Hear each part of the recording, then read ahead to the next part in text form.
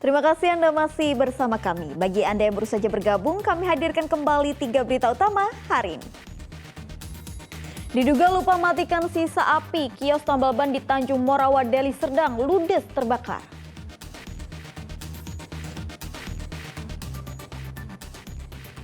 Seorang wanita Parubaya ditangkap aparat Polres Tapanuli Selatan karena menyimpan dan mengedarkan ganja di warung kopi miliknya.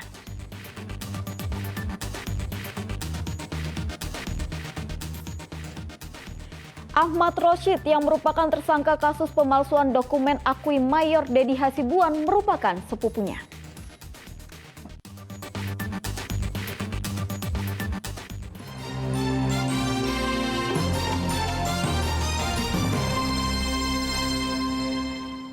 Ahmad Rosyid Hasibuan tersangka dugaan kasus pemalsuan dokumen sekaligus keluarga dari Mayor Dedi Hasibuan laporkan perwira Polrestabes Medan ke Propam Polda Sumatera Utara. Laporan itu atas dugaan ketidakprofesionalan dalam penyidikan kasusnya. Laporan tersebut dilayangkan Ahmad Rosyid Hasibuan, tersangka Kanit Pidum Satreskrim Polrestabes Medan AKP Wisnugraha Paramarta. Ia dilaporkan karena kuasa hukum Ahmad Rosyid menilai AKP Wisnu tidak profesional dalam penetapan tersangka kepada kliennya. Selain itu, ia juga memprotes soal tidak adanya upaya keadilan restoratif justice dalam penanganan kasus dugaan pemalsuan dokumen. Ahmad Rosyid Hasibuan sendiri merupakan tersangka dugaan kasus pemalsuan dokumen yang mendapat penangguhan penahanan setelah saudara sekaligus kuasa hukumnya Mayor Dedi Hasibuan datang ke Polrestabes Medan dengan puluhan anggota TNI berseragam lengkap. Tangan saya kemarin untuk ke Propam Polda adalah untuk menyampaikan keberatan saya terhadap salah satu oknum daripada pihak Polresta Medan terkait masalah perkara pidana yang saya alami saat ini. Jadi mohon maaf saya belum bisa menjelaskan lebih jauh lagi. Oknum siapa tuh kira-kira, Bang? Nanti baru setelah saya dari membuat laporan itu baru bisa saya tegaskan atau sampaikan. Tapi berkaitan perkara soal masalah abang tidak ditangguhkan kemarin ya Bang ya? Tahu penetapan sebagai tersangka Bang? Apa yang mau diprotes Bang? Saya tidak protes, saya hanya ingin menyampaikan ada kekeliruan. Ada sepertinya yang saya rasakan bahwa ketidakadilan dalam sebuah proses perkara. Hanya itu saja yang ingin saya sampaikan. Mohon maaf, saya akan jelaskan nanti setelah saya buat laporan. Oke? Ketidakprofesionalan pihak kepolisian dalam melakukan proses penetapan tersangka, di mana saya memang keberatan total. Di sini kita melaporkan AKP Wisnugraha Paramarta, STK, SIK. Alasannya, Bang, kita melaporkannya apa, Bang? Ya, alasan di sini kita selaku kuasa tidak adanya pertama dilakukan restoratif justice untuk mendamaikan. Kedua, tidak ada yang dilakukan konfrontir antara pelapor, terlapor, dan saksi. Usai melaporkan AKP Wisnugraha, Kanit Pidum Satreskrim Polrestabes Medan, Ahmad Rosyid Hasibuan akhirnya buka suara. Ahmad Rosyid yang merupakan tersangka kasus pemalsuan dokumen akui Mayor Dedi Hasibuan merupakan sepupunya. Ahmad Rosyid menyangkal puluhan personel TNI yang datang ke Polrestabes untuk intervensi agar dirinya dibebaskan. Ia menyebut kedatangan puluhan personel TNI hanya sekedar silaturahmi, sekaligus meminta kejelasan penangguhan penahanan yang sebelumnya sudah dikirim pihak keluarga tersangka kepada pihak Satreskrim Polrestabes Medan melalui pesan singkat. Namun faktanya dari video yang beredar di media sosial, kedatangan Mayor Dedi Hasibuan bersama rekan-rekannya seperti mengintervensi penegak hukum. Sebab Mayor Dedi sempat bernada tinggi saat bertemu dengan Kasat Reskrim Polrestabes Medan, Kompol Teguh Fatir, yang meminta penangguhan penahanan Ahmad Rosyid. Mereka sudah masukkan surat dinas secara tertulis ke Kasat Reskrim Polrestabes Medan. Namun jawabannya via WA gitu. Jadi sedikitnya agak kurang begitu berkenan lah.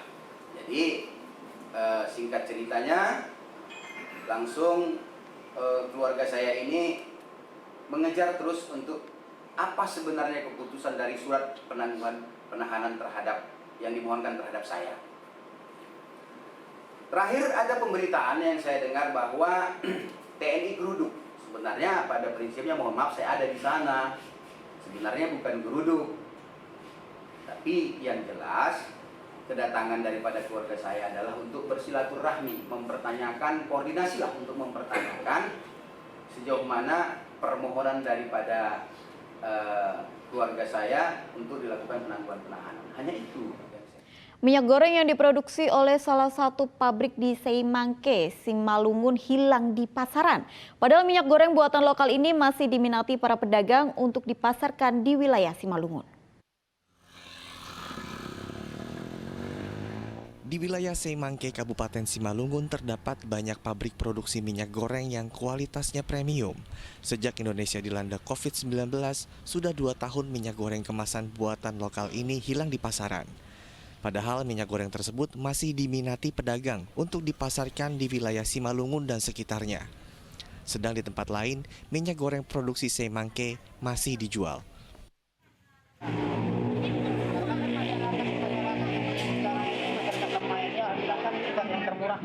Iya, iya. Yang penting bisa untuk goreng gitu ya. Kadang-kadang kan orang tuh gak ada pasar macam kita. Sulit jadinya ya. Oh gitu ya. Bukan nggak banyak distributor Simalungun ini, nggak Tengkala. Dia aja nggak ada pasar, cuma di mall doang. Gitu ya. Berangkat. Padahal itu distributor besar ya. Iya. Cuman kan memang distributor turun ke dia bisa deh. Oh gitu ya. Kalau salah satu ya, belum tahu lah, pernah tahu lah. Gitu. Atas kesenjangan distribusi minyak goreng, pedagang berharap pemerintah kabupaten dan pihak manajemen pabrik produksi minyak dapat memperhatikan hal tersebut, agar pasaran minyak merata di wilayah lokal itu sendiri. Yan Asmara melaporkan dari Kabupaten Simalungun. Di Kabupaten Simalungun terdapat wisata pemandian yang dibangun sejak zaman kolonial Belanda. Di tempat tersebut wisatawan dapat berenang di tengah udara yang sejuk dan segar. Selamat datang di Kabupaten Simalungun. Siapa sangka di wilayah ini terdapat tempat wisata pemandian yang sudah ada sejak zaman kolonial Belanda. Di sini pengunjung bisa mandi dan berenang di sumber mata air karena banyak pohon yang rindang dan tentu saja udara di sini sejuk dan segar ya. Wisata pemandian saat ini dikelola oleh warga setempat. Dulunya kolam pemandian ini digunakan oleh serdadu serta menir Belanda untuk mandi. Namun sejak pasukan Belanda keluar dari Simalungun, pemandian ini dibiarkan menjadi sumber mata air yang mengairi kebun-kebun di sekitarnya. Ya lumayan bang, Lumayan bagus. dibanyakilah permainannya. Oh, permainan dibanyain ya? Ya. Tapi senang dengan lokasi sini. Oke. Setelah direnovasi, tempat pemandian ini menghasilkan pundi-pundi rupiah, sehingga ekonomi warga setempat terbantu karena mereka bisa mendapat pemasukan dari berjualan hingga menjadi juru parkir. Yan Asmara melaporkan dari Kabupaten Simalungun. Laporan tersebut mengakhiri berita Medan hari ini. Saya Tabita Putri berterima kasih atas perhatian dan kebersamaan Anda. Selamat beraktivitas dan sampai jumpa.